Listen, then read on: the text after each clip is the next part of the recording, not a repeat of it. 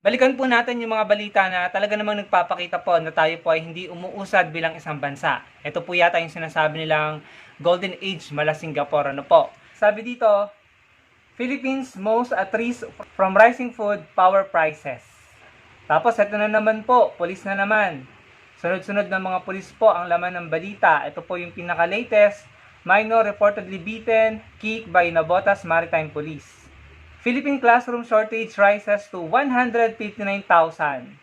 And according sa DepEd, so tumaas po yung shortage sa classroom. Tapos yung mga pinapagawang classroom at dormitoryo ni Atty. Leniat ng Angat Buhay, minamaliit lang ng mga pulangaw. Samantalang yun nga ang nakakatulong. Sabi pa dito, SSS executive salaries double in 2022 compared to previous year, according to COA. Ang salary naman ng mga taga-PhilHealth, salaries of PhilHealth officials almost tripled to 72 million pesos in 2022. Halos 3 beses po ang inilaki. And then, Philippine garment industry warns of more layoffs, temporary closures. European apparel brand moves out Philippine orders, ships to Vietnam. Naku po, hindi po maganda sa ekonomiya yan. Sabi dito, wake up, the Philippine economy is turning sour, lagging behind. Ayan na nga, ang resulta. No? Magkakatugma po ang balita. Sabi dito, Ombudsman recommends filing of graft charges versus officials tag in Farmally scandal. May mapapanagot ba dyan? Walang nangyari dun sa investigation or hearing ng Senado, ng Blue Ribbon Committee. Nako, hindi na ako umaasa dyan. Sabi pa dito, Marcos Kadiwa stores leave Philippine shoppers feeling empty.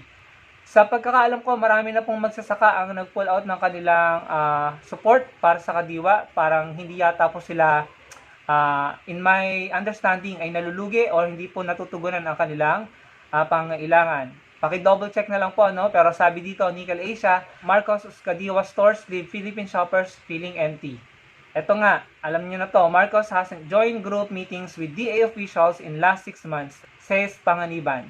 At ito pa, ayan, yung pong sinasabi, no, pinagmamalaking pabahay ng mga pulahan vloggers, no.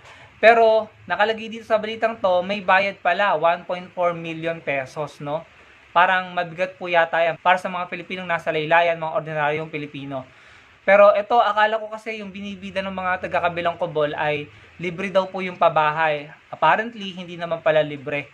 Meron pong bayad. I think may subsidy, no. And kung ganyan po yung halaga, magkano po ang subsidy? Yung nakita kong video ng isang kongresista or congresswoman, sa pagkakadinig ko, nasa 1,000 or mahigit sa 1,000 ang subsidy, no? Kung i-divide yung budget for subsidy sa mga pabahay na ito. So, sa mga tuwid, hindi po libre. Taliwas sa ibinibida ng mga pulahan, hindi po libre ang pabahay po ng government. May bayad po. Ayan po, pakibasa na lamang, ano. Yung mga balita na pinakita ko sa inyo, sa akin pong palagay, ay mga signs, no? Mga simptomas na hindi po maganda ang kalagayan ng ating bansa. At kung hindi po tayo magtutulungan, at kung hindi gagalingan ng gobyerno, ay tayo po ay pare-parehong lulubog. Hindi po babangon muli, lulubog po, no? Sa patuloy na tumataas na presyo ng mga bilihin, ramdam na ramdam po natin ang kahirapan. So kayo po, ano masasabi niyo sa mga ipinakita kong balita sa inyo? Lagyan niyo lang sa comment section below. Paki-like po ng video at magkita-kita po tayo sa susunod kong video. Marami pong salamat.